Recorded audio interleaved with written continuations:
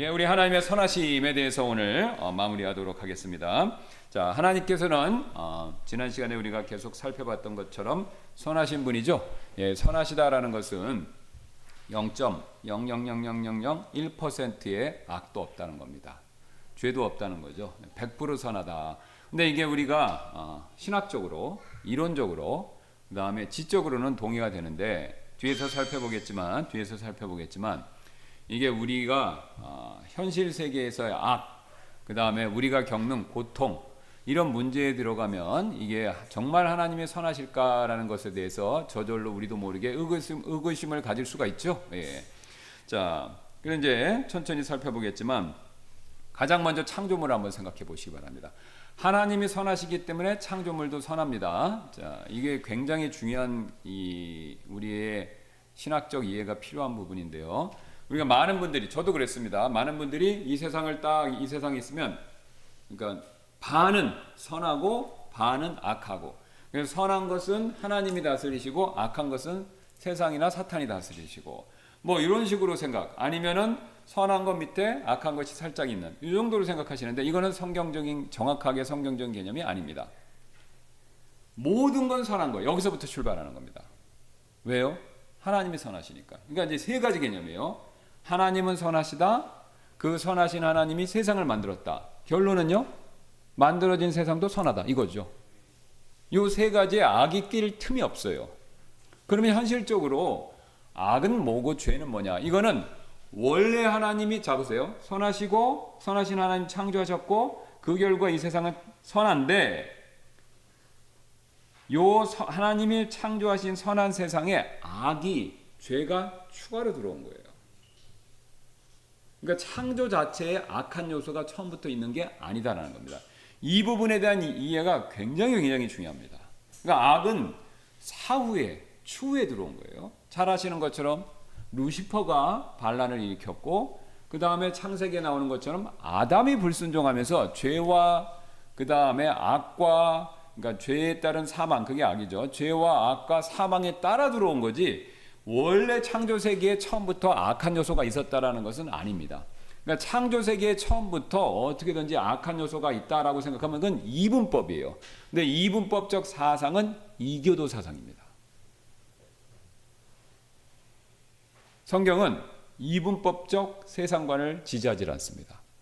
일원론적 체계, 그러니까 지금 모든 세상은, 원래 세상은 창조 세계는 선하다. 이게 굉장히 중요한 개념인데, 그러면 이제 악과 죄는 사후에 사탄의 잘못, 의지죠. 그 다음에 첫사람 아담의 잘못, 그 사람의 의지죠. 그것을 통해서 이게 이 세상에 들어온 거죠. 예, 더해진 겁니다. 그러니까 제가 자주 드리는 예인데, 피자를 맛있게 만들었어요. 그런데 이걸 가져가다가 아차 하고 떨어뜨렸어요. 그러면 이제 떨어지면서 땅에 엎어지니까 흙이나 먼지가 묻겠죠. 그러면 그 흙이 묻은 피자를 보고 피자 자체가 처음부터 악한 건 아니죠.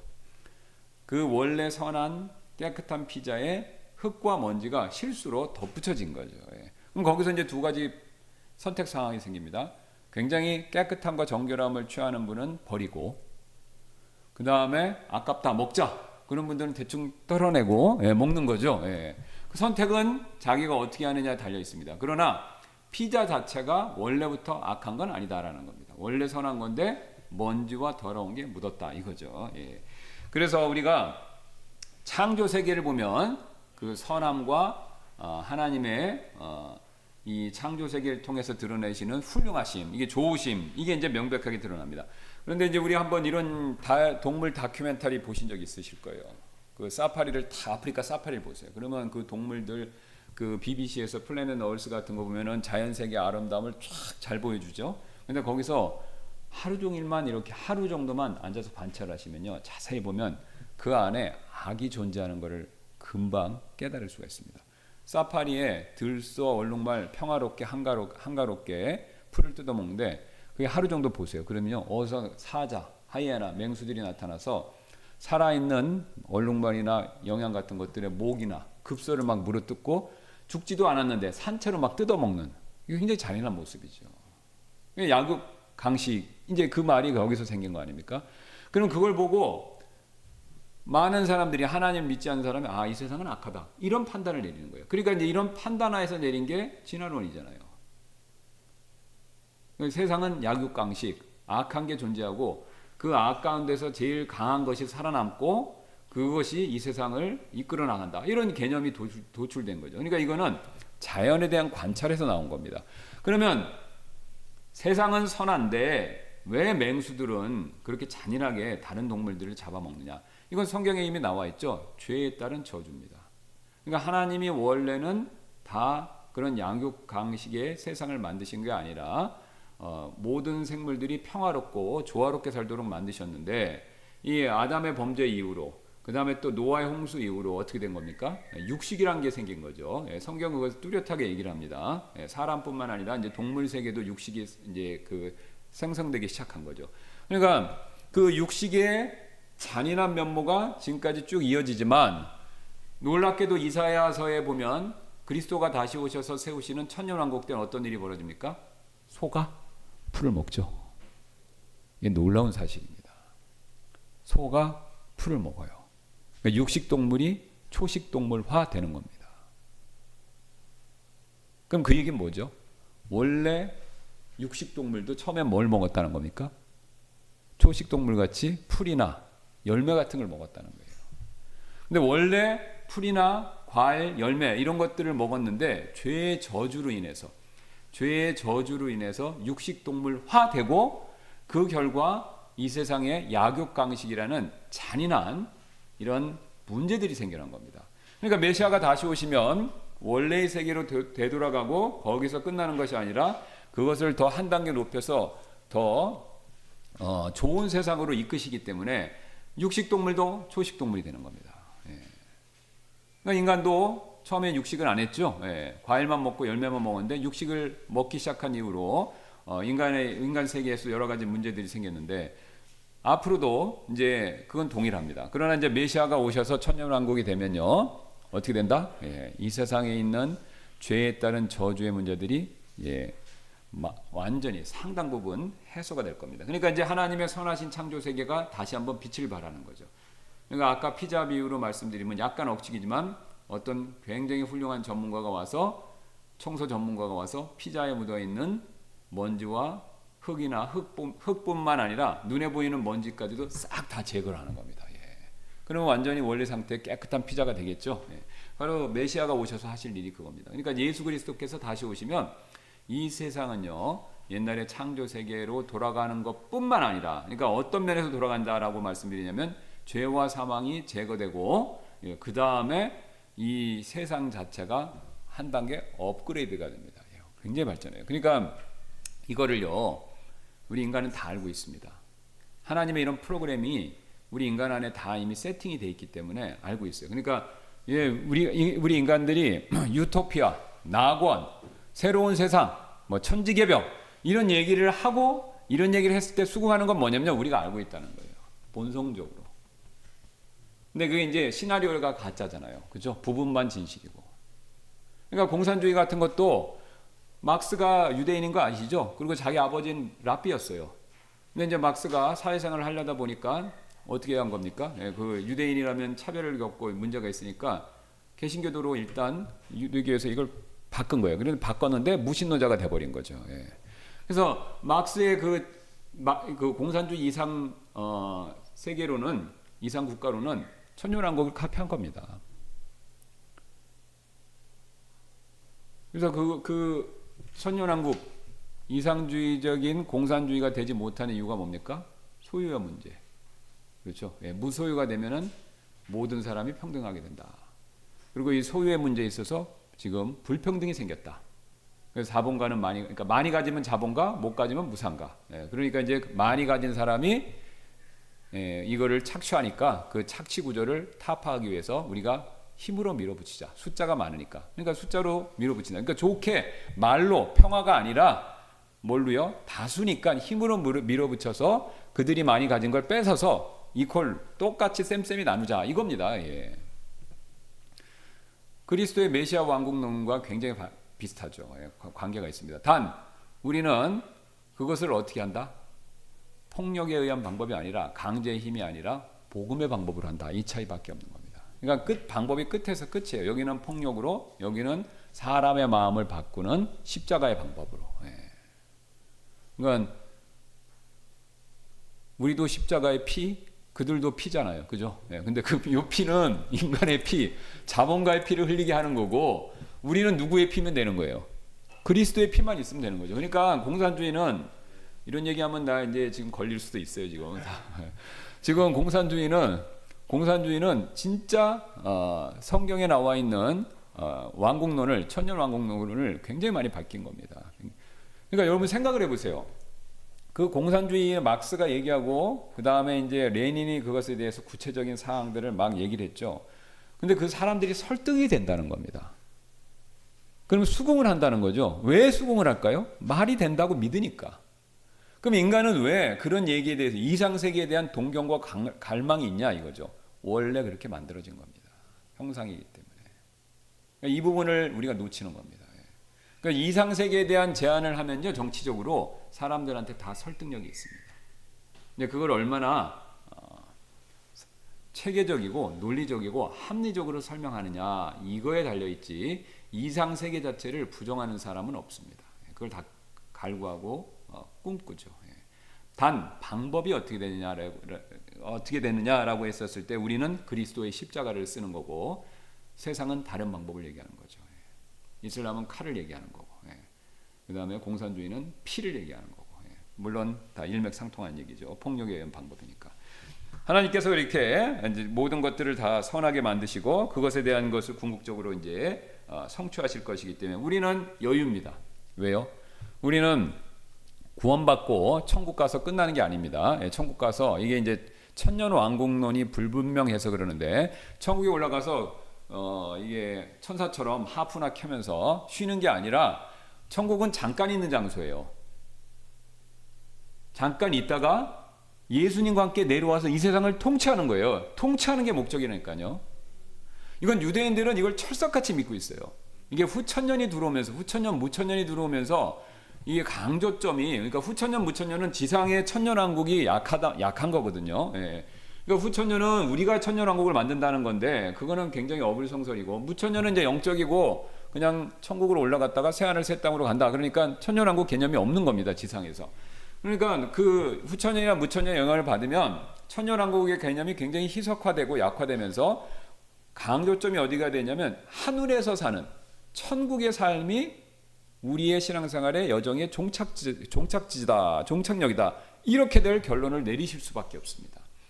그러나 유대인들의 천년왕국론을 잘 이렇게, 특히 예언서들을 유심히 보시면요, 유심히 보시면 이 땅에서의 그리스도가 오셔서 펼칠 새로운 왕국에 대한 개념이 굉장히 비주얼합니다. 굉장히 명백해요. 아까 이사야에서 말씀드린 것처럼 자연세계뿐만 아니라 정치세계, 이 세상의 모든 왕국에 대한 구체적인 내용들이 엄청나게 많이 얘기하는 거죠. 지금 이스라엘이, 여러분 이란하고도 전쟁을 불사하고 그 다음에 그 옆에 있는 아랍 국가들하고 전쟁을 했을 때 자기들의 그 영토를 지키는 것뿐만 아니라 영토를 확장하려고 할 때 절대 포기하지 않는 이유 중에 하나가 뭐냐면 이 천년왕국 개념 때문에 그렇습니다. 정통 유대인들한테요, 우리 이스라엘의 고유의 영토. 자, 우리나라 한국 사람들한테 한민족의 고유의 영토가 어디입니까? 그러면 어떻게 얘기하죠? 보통은 한반도. 그 다음에 좀 역사의식이 있으면 만주까지. 그렇죠. 고구려가 만주 땅이었으니까. 그러니까 그렇게들 얘기하세요. 보통은 한반도, 아니면 만주까지 이렇게 얘기하죠. 이스라엘 사람들한테, 이스라엘 역사를 아는 사람들, 무신론적인 유대인들 말고 이스라엘의 역사를 알고 있고 자기의 유대인의 정체성 있는 사람들한테 우리 이스라엘 사람들의 원래 땅, 아브라함에게 하나님께서 아브라함에게 주시기로 약속한 땅이 어디입니까? 그러면요, 지금에 있는 여기가 아니라 우리 그 창세기 15장 얘기했죠. 이집트의 나일강부터 해서 메소포타미아 강 영역, 이 영역까지예요. 그러니까 시나이 반도, 지금의 여기 그 중동, 여기 미들이스트죠. 요 중동 지방 다, 북부 시리아까지 다 하고 요르단까지 하고 여기에 이어지는 메소포타미아 여기까지, 여기 부분이 다 이스라엘 땅이에요. 이 사람들 그걸 믿어요. 그러니까 여기는 우리가 하나님이 아브라함한테 주신 땅이다. 그러니까 우리는 이걸 무조건 수복해야 된다 이거예요. 그러니까 이란하고의 전쟁을 불사하는 겁니다. 우리 땅이라는 거예요. 그러니까 우리가 만약에요 통일이 되면요, 우리도 똑같습니다. 우리가 이제 통일이 되면요, 한반도에서 만족하나? 아니죠. 우리 한국이 통일한국이 돼서 우리나라 국력이 더 신장하면요, 절대 우리도 한반도에서만 만족하지 않습니다. 왜요? 고구려가 우리 땅이었으니까. 그러니까 만주도 우리 땅이 돼야 된다. 거기 조선족도 있고. 예. 그러니까 만주도 우리 땅이다라고 우리도 그렇게 주장을 하게 돼 있어요. 예. 왜냐면 역사를 믿으면.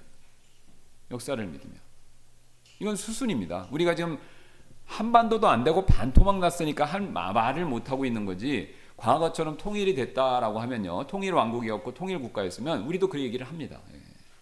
그러니까 조선도 계속해서 영토 확장에 대한 그 의욕을 보였었잖아요. 이제 명나라가 생기면서 좀 어느 선에 멈춰서 그렇지. 예. 똑같습니다. 이스라엘도 똑같은 거예요. 아브라함이 주신 땅, 아브라함에게 약속한 땅, 이건 다 우리가 회복이다. 그래서 유대인들은요, 그 생각을 철두철미하게 갖고 있습니다. 그러니까 절대로 양보를 안 해요. 이게 유대인의 정체성의 문제이기 때문에. 예. 그러니까 이 이스라엘이 그 땅을 회복하고 세계 중심 국가가 된다. 이거 그대로 믿습니다. 근데 신기하게도 우리 그리스도인들만 무천년이나 후천년 영향을 믿은 사람, 그 영향을 받은 사람들만 안 믿어. 그거는 그냥 영예로 해야 된다 이렇게 생각해요. 문자적으로 믿으면 이스라엘 사람들하고 똑같이 믿게 돼 있습니다.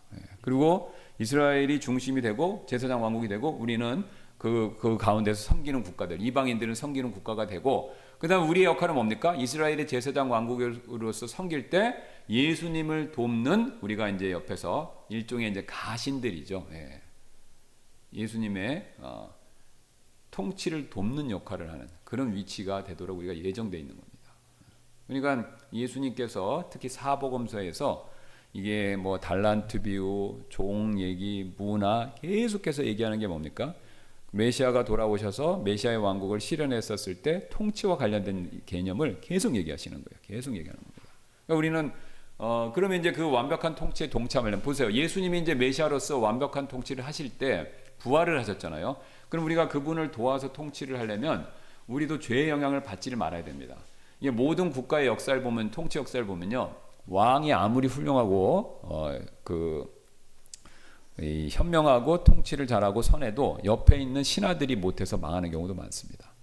그러니까 그 신하 역할을 우리가 할 건데, 우리가 그 신하 역할을 제대로 잘 하려면요, 우리도 죄로부터 자유로워야 돼요. 그러니까 우리도 죄로부터 자유로워지려면 어떻게 됩니까? 예수님처럼 부활의 몸을 입어야 되는 겁니다. 그래야 뭐 인사청탁 들어왔을 때 우리가 거기에 영향을 미치지 않는 거고, 또 반란을 일으킬 때 거기 동참하지 않는 거고. 그러니까 예수님처럼 우리가 부활의 몸을 입고 죄와 죽음의 문제로부터 자유롭게 됐었을 때 예수님의 통치를 도와서 이 세상을 의와 평강으로 다스리는 일에 우리가 적극적으로 기여할 수 있게 되는 거죠. 근데 이게 이제 소설같이 들립니다. 왜요? 안 들어봐서 그래요. 그러니까 안 들어보셔서. 성경은 이걸 아까 말씀드렸듯이 예언서에서는 굉장히 많이 얘기합니다. 유대인들은 이걸 믿어요. 유대인들은 그걸 확실히 알아요. 그러니까 유대인들은 지금도 그걸 싸우는 겁니다. 절대 포기를 안 해요. 유대인들은 나라가 찌그러져서 없어지는 한이 있어도 우리 신학교 교수님 그런 얘기를 했어요. 이스라엘이 저렇게 나라를 유지하지만 지금 6번의 그 중동 전쟁을 통해서 없어질 뻔했잖아요. 그러니까 아랍 국가들의 목적은 이스라엘을 바다 지중해로 밀어버린다는 거예요. 이스라엘을 없애는 게 목적입니다. 그러면 그렇게 해서 성공을 해서 현재 이스라엘이 없어지면 어떻게 되는 거냐? 이 사람들은 또 건국해요. 또 건국할 것이다 이렇게 얘기를 했어요. 또 건국합니다. 그러니까 지금 이스라엘이 살아남다가 이스라엘이 패망해서 없어질 수가 있어요. 그러면 이제 끝났네? 예언은 틀렸네? 이렇게 가는 게 아닙니다. 또 이 사람들은 일어난다는 거예요. 마른 풀, 민초의 마른 풀처럼, 이게 겉에만 다 뜯기에도 뿌리는 남아 있으니까 또 올라오지 않습니까? 또 나라를 건국한다는 거예요. 그래서 또 건국하면서 예언의 시계바늘을 성취할 거다. 이게 하나님께서 역사하시는 일이 이제 앞으로 이제 그런 식으로 진행될 거기 때문에 우리도 이제 그 큰 그 흐름에 타고 있는 겁니다. 근데 이제 우리는 이방인이니까 이 개념이 약해서 그러는데 성경을 유심히 보시면 맞습니다. 성경을 유심히 보시면 맞아요. 게다가 하나님께서 이제 플러스 알파로 계시록까지 주셔서 이제 예언서 못지않게 계시록까지 더 구체적으로 주셨기 때문에 더 명확합니다. 물론 계시록에 대한 해석이 분분하지만 문자적으로 그대로 보시면 천년왕국의 성취라는 것이 명확해집니다. 예. 자, 그래서 그 부분에 대한 내용은 우리가 또 다음에 살펴보고, 어쨌든 만물은 선하다. 자, 그러면 이제 선하다라고 하면 굉장히 이제 우리가 신학적인 도전이 되는 내용이 있죠. 제가 여러 번 말씀드렸지만 알코올, 코카입에서, 그러니까 코카인의 원료가 되는 코카, 그다음에 아편의 원료가 되는 우리 양귀비꽃에서 나오는 아편. 자, 이런 것들은 죄냐 아니냐, 악한 것이냐 아니냐라고 했었을 때 성경은 그 답이 뭡니까? 선이죠. 네. 선입니다. 알코올도 누가 만드신 거예요? 하나님. 코카인의 원료가 되는 코카잎 누가 만드셨죠? 하나님. 그 다음에 아펜의 원료가 되는 양귀비 누가 만드셨습니까? 하나님. 그러니까 알코올이나 이런 거 다 선한 겁니다. 자연상태 알코올은 다 발견되거든요. 포도 말씀드렸잖아요. 포도를 가만히 두면은 익으면서 시큼해지면서 이게 술이 됩니다. 그래서 실제로 동물학자들 연구하면 몇몇 유인원들은요, 그걸 기다렸다가 먹는데요. 그래서 약간 알딸딸해갖고 뭐 크게 취하는 건 아니겠죠. 그거를 즐기는 게 관찰도 됐다고 합니다. 그러면 왜 이게 선한 것인데 죄가 되냐라고 했었을 때, 이거 자체는 선하지만요, 동기와 목적이 잘못되면 그게 이제 악한 게 되는 거죠. 이제 총이나 칼 생각하시면 너무나도 쉽습니다. 총이나 칼. 예. 총이나 칼 자체가 악한 건 아니죠. 예. 칼 없으면 어떻게 됩니까? 칼이 흉기가 될 때만 문제지, 칼은 선한 거죠. 왜요? 칼 자체가 악하면 우리가 갖고 있지도 말아야 되는데, 칼이 악한 데 썼을 때 문제지 칼 자체가 악한 건 아닙니다. 총도 마찬가지고. 우리는 뭐 총의 필요성을 못 느끼지만 미국 가서 보시면 압니다. 총 없으면 못 살아요. 진짜로 그 서부나 이런 데 아무것도 없고 산 같은 데 가면요, 곰 같은 거 만나고요, 거기 아무것도 없는데 자기가 자기를 지킬 수 없어요. 119 전화 걸면 경찰이 오냐? 못 와요. 아니, 여기였으면 옥수수 밭이야 진짜 지평선처럼 수평선처럼 이렇게 펼쳐져 있는데 집 하나 덜렁 있는 거예요. 그 옥수수 농장을 다 오요. 근데 누가 나쁜 사람들이 총 들고 오면요, 119를 불러서 경찰이 못 옵니다. 자기가 지켜야 돼요. 그러니까 그 총 자체는 자기를 지키는, 자기를 보호하는 필요한 도구죠. 근데 그걸 이제 나쁜 짓에 사용하니까 그게 문제인 겁니다. 그래서 우리가 만물은 다 선하지만 그것을 동기와 목적에 따라서 죄가 될 수 있다. 그래서 고린도전서 10장 23절, 10장 31절에 바울이 이런 얘기를 하지 않았습니까? 모든 것이 내게 적법하나 모든 것이 적절한 것은 아니며 모든 것이 내게 적법하나 모든 것이 세워주는 것은 아니다. 그러니까 여기서 핵심 뭡니까? 적절한 것과 세워주는 것, 여기에 목적에 따라서 합법이 될 수도 있고 불법이 될 수도 있다 이거죠. 그러니까 이제 술을 먹는 것 자체가 적법할 수 있어요. 그렇죠? 그러면 목사님이 술 먹으라고 조장하시는 건가요? 아니죠. 음식으로. 그렇죠? 예, 우리 술빵, 그 다음에 와인 스테이크 같은 거 고급 요리점 가면 드시잖아요. 그럼 술빵이나 와인 스테이크 같은데 술이 들어가지 않습니까? 물론 이제 끓이면 알코올 성분은 날아가긴 하겠지만, 예, 맛술도 있잖아요. 그렇죠? 예. 그러면 술은 실제로 우리가 알코올 성분을 조금이라도 먹을 수는 있습니다. 그러면 알코올 자체가 악이면, 죄면 우리가 알코올을 조금이라도 먹으면 죄를 짓는 거지 않습니까? 자, 그러나 우리가 취할 목적이 아니라 음식을 먹을 목적으로, 맛을 내는 목적으로 알코올을 사용했다. 그러면 그거 자체가 악은 아닌 겁니다. 예. 단, 그 와인 스테이크를, 제가 만약에 와인 스테이크를 즐겨 먹는다. 스펄전 목사님이 담배를 막 열심히 펴서 예, 그랬던 것처럼 와인 스테이크를 막 즐겨 먹는다. 그러면 그 모습을 보고, 아니면 막걸리 술빵을 제가 막 즐겨 먹는다. 그걸 보고 성도분들이 실족을 한다. 우리 목사님은 막걸리를 좋아하나 봐. 그래서 막걸리 술빵만 먹고. 그러면 제가 먹으면 돼요, 안 돼요? 먹지 말아야죠. 실족하니까. 그래서 그럼 목사님도 막걸리 드시니까 나도 막걸리 마셔야 되겠네. 그래갖고 자기도 막걸리를 먹는다든가. 그러면 안 되잖아요. 그러니까 제가 막걸리 술빵이 그거 자체가 죄는 아니지만 먹으려고 그게 남을 실족하게 하면요, 그거는 적절한 게 아닙니다.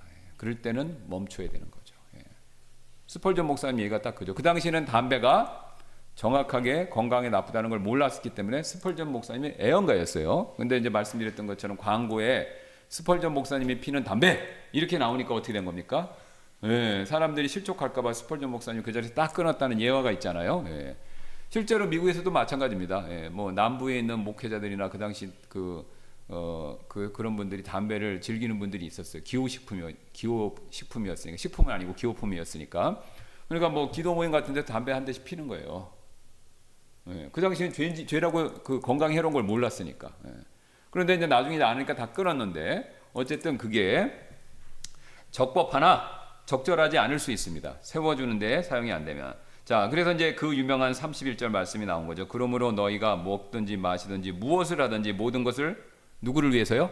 하나님의 영광을 위해서 하라. 이 얘기가 나오는 겁니다. 그러니까 목적과 동기인데 최고의 목적과 동기는 뭡니까? 하나님께 영광 돌리는 거죠. 그러니까 내가 술빵을 하나님의 영광을 위해서 술빵을 먹는 게 하나님께 영광을 된다. 그러면은 드시면 됩니다. 그런데 그게 다른 사람들한테 실족거리가 돼서 넘어지게 하는 도구로 쓸 수 있다? 그러면 하나님께 영광이 안 되는 거죠. 그러니까 그럴 때는 드시지 말아야 되는 겁니다. 그래서 물질 자체가 악한 것은 없다. 로마서 14장 20절, 21절, 14장 14절. 우리가 지금 요새 오전 말씀에 살펴보는 그 내용이죠. 자, 보세요. 음식으로 인해 하나님의 일을 무너뜨리지 말라. 그렇죠? 하나님의 일을 무너뜨리면 하나님께 영광이 안 되지 않습니까? 모든 것들이 참으로 순수하나. 그래서 보세요. 모든 것들이 참으로 순수하죠. 그러나 남을 실족하게 하면서 먹는 그 사람에게는 악한 것이니라. 그러니까 동기와 목적이기 때문에 하나님께 영광 돌리고 그 다음에 형제와 자매들을 세워줘야 되는 목적으로 우리가 먹고 마시는 걸 해야 되는데 그게 넘어뜨리는 거다라고 하면요 드시지 말아야 되는 거예요. 그러니까 이제 아주 극단적인 예지만 순대를 먹는데 여전히 순대를 먹는 걸 거부하는 분이 있어요. 근데 그분이 내가 그걸 먹는 걸 보면 실족할 것 같아. 그러면 어떻게 되는 겁니까? 안 먹어주는 게 그게 가장 선한 겁니다. 안 먹어주는 게 가장 선한. 아이 그거 왜 못 먹어서 그래. 그러면 먹어 괜찮아. 그래갖고 그분의 양심에 부담을 주는 것이 잘하는 것이 아니라 그분이 실족하지 않도록 도와드리는 것이 잘하는 겁니다. 물론 마냥 기다려줘야 된다 이 뜻은 아닙니다. 그분도 성장을 해야 되겠죠. 그러나 그 전까지는 우리가 인내함으로 도와드리는 게 필요하죠. 그래서 고기도 먹지 아니하고 포도음료도 마시지 아니하며 무엇이든지 그것으로 인해 내 형제가 걸려 넘어지거나 실족하거나 악하게 되지 않게 하는 것이 뭐라고요? 그게 선한 것이죠. 그게 선한 것입니다. 물질 자체가 선한 것도 아니고 그걸 막 먹는 것도 선한 것이 아니라 사람이 제일 중요하다. 실족하지 않게 하는 게. 14절 내가 알고 또 주 예수님의 의에 확신하노니. 보세요. 자기도 확실히 알고 그 다음에 예수님한테도 예수님이 이거를 확정지으셔 그러니까 확실하게 짚어주셨다 이거죠. 확신해 주셨다라는 거죠. 그 자체로서 부정한 것은 하나도 없다. 왜 예수님 얘기를 했을까요? 이 세상 만드신 분이 누굽니까? 예수님이시잖아요. 정확하게 얘기해서 하나님 아버지가 예수님을 통해서 이 세상을 만드신 거잖아요. 그러니까 예수님이 자신이 만든 창조세계에 들어오신 거예요. 그럼 예수님 선하신 분인데 선하신 분이 자신이 만든 창조세계에 들어오셨고 자신이 만든 창조세계 역시 선한 겁니다. 그러니까 예수님이 이게 뭐냐면 만드신 분이 선한 거다 인증을 해주신 거예요. 내가 선하고 선한 내가 만들었기 때문에 창조세계는 선한 거다. 예수님이 인정을 해주신 거예요. 그런데 막 바리새인들은 어떻게 했습니까? 이게 악한 거다, 이게 죄다 그래갖고 예수님한테 덤벼들면서 왜 이게 악한 걸 먹냐, 이 죄된 거를 만지냐, 맨날 그렇게 타령을 한 거죠. 그러니까 예수님이 복창 터지신 겁니다. 아니 내가 다 선하게 만들었는데 당신들이 뭔데 그걸 악하다고 그러면서 정죄를 하느냐 이거죠. 만든 사람이 선하다고 그러는데. 그래서 바울도 똑같은 얘기를 하는 겁니다. 예수님에 의해 확신하노니 그 자체로서 부정한 것은 하나도 없으나 어떤 것을 부정하게 여기는 자에게는 그것이 부정하니라. 그렇죠? 근데 믿음과 양심에 찔림이 있으면 그때는 그거를 드시지 말고 하시지 말아야 됩니다. 덜 본질적인 영역에서는. 자, 우리가 그래서 그 사실을 명확하게 잘 이해하시면은 불필요한 논쟁과 양심의 찔림, 그리고 이제 불필요하게 율법주의에 빠져드는 함정을 피할 수가 있습니다. 피할 수가 있어요. 그리고 이거를 이제 제가 이 얘기를 말씀드리면 우리 특히 한국 분들은 굉장히 이걸 처음에 어색해하시고 좀 불편해하십니다. 왜냐? 우리 한국 사람들은요 흑백 OX의 객관식에 극도로 훈련된 사람이에요. 이게 딱 떨어져야 좋은 거예요. 그런 교육을 받아서. 근데 성경을 보면요 그렇게 보면요 성경이 제한적으로밖에 안 보여요. 지금 보세요. 만물은 선하다. 근데 그 선과학의 기준이 적법한 것에 따라서 왔다 갔다 한다. 그러면 이게 헷갈려지는 겁니다. 예. 이게 자체가 선하기도 하고 안 할 수도 있다. 이러니까 헷갈려지는 거예요. 그냥 이분법으로 딱 나눠갖고 선하 그러면 굉장히 이해하기 쉬운데 다 선한데 그 안에 악이 있으니까 매번 생각을 해봐야 되는 겁니다. 기독교는요 생각을 촉구하는 종교예요. 생각을 새롭게 하라고 하잖아요. 새롭게 하려면 자꾸 생각을 해봐야 되는 겁니다. 근데 이제 우리 한국은 유교와 교육주의이기 때문에 딱딱딱딱딱 떨어지는 거 이거에 굉장히 체계화되어 있어요. 그러니까 그런 생각을 갖고 있고 그런 교육관을 갖고 있고 그런 진리관을 갖고 있으니까 성경을 볼 때도 떨어지는 걸 좋아해요. 떨어지는 걸. 그러면 어떻게 되느냐? 떨어진 걸 하면은 율법주의의 함정에 굉장히 쉽게 빠질 수 있습니다. 그리고 굉장히 경직돼요. 예, 신앙이. 그러니까 생각을 안 해보시는 거예요. 그럼 신앙 성장이 안 됩니다. 그러니까 우리는 늘 보세요. 삶의 모든 문제도 똑같죠. 저한테 이 말씀하세요. 많이 자주 물어보세요. 목사님, 제가 이 직장을 가야 됩니까? 말아야 됩니까? 성경은 답은 없어요. 아니, 내 직장 가라는 거 가지 말라는 성경에 어디 나와 있습니까? 없어요. 그러면 우리 생각에는 내 직장, 내가 지금 다니는 직장 아니면 이 사람과 결혼하는 문제를 성경에 써줘서 매뉴얼처럼 이 사람하고 아무개는 무엇이 결혼을 해라, 직장을 관둬라 딱 써주면 얼마나 좋아요. 그럼 순종 얼마나 잘하겠습니까? 근데 성경은 그런 방법을 안 쓴다는 거예요. 그럼 어떻게 해요? 말씀, 기도, 조언, 여건 최소한 네 가지를 놓고 잘 생각해보고 결정하라. 그러면 이게 골치 아프죠? 왜 골치 아파요? 왜냐면은 이게 기다 아니다 딱 해주면 좋은데 네 가지 갖고 다 맞춰봐야 되잖아요. 그러니까 뭡니까? 하나님 앞에 고민하고 기도하고 생각해보는 시간을 가지라는 거예요. 뭘 요구하냐? 생각하는 능력을 키우는 걸 요구하는 겁니다. 영적인 생각을. 그러니까 생각을 자꾸 해봐야 돼요. 자꾸. 여러분 북한, 중국 같은 독재 체제는요 특징이 있어요. 생각하지 않게 만드는 겁니다. 생각하지 않게 만드는 거예요.